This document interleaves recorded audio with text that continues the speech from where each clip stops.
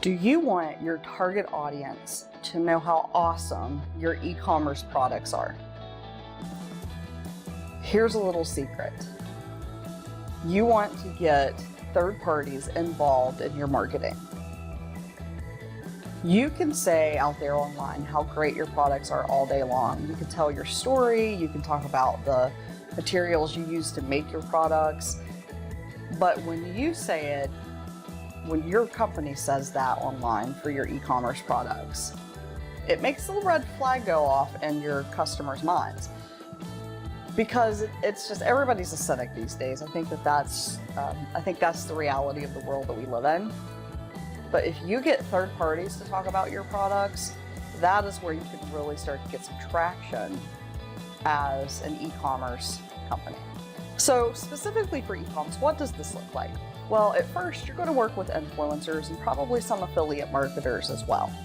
I prefer to go the influencer route because I feel like you have a little bit more control over the message, and influencers tend to work more closely with the products that they're basically repping on their online profiles.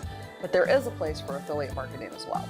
Now, I don't get that hung up on the number of followers an influencer has. As long as the influencer has a good following of at least 1,000 people, the number of followers isn't as important to me as how engaged are those followers with all of the other posts. I like to see at least a 20% to 30% reaction to their posts. So if they have 1,000, let's say they have 1,000 followers, that would be 200 to 300 reactions on each post. And that to me says, okay, well, this influencer has an engaged audience base. Now, when you're doing influencer marketing for this third-party involvement, you're going to need to give away products, so just expect that. Expect that you're going to have to give them some product to try for free. That's just part of this deal, so know that that's coming. And a lot of the times, you might have to pay them something too. I would say 3 to 4 years ago, you were able to just give product and get a post, but now, influencers have done a lot of work to build up their followers, and so a lot of them ask for some type of payment. And that is why you work with a company like ours, because we know what's a reasonable fee and what's not. Now, here's the key. When an influencer posts about your product, you want to make sure that they're not just posting about how great the product is. You want to try to get them to weave in your story a little bit. Let's say you are a company that focuses on sustainable materials. You're going to want the influencer, to weave that story in a little bit. It doesn't have to be a lot, but it's good to put that in there as well, because it will help you stand out from maybe products that don't use sustainable materials, and it will help you reach your target audience better. So another idea too is, this is a little bit in between influencer marketing and just having customers promote you. It's running contests and giveaways, basically, and combining that with another product that is complementary to yours. So let's say you sell muffins online, for example.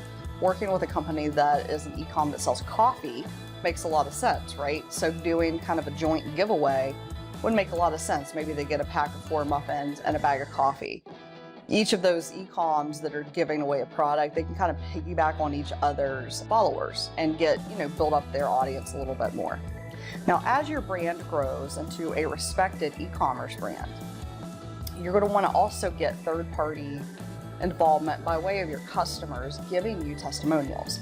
And this is what we call social proof. It's proof that your product is as good as you say it is, or better yet, your product is as good as your customers say it is.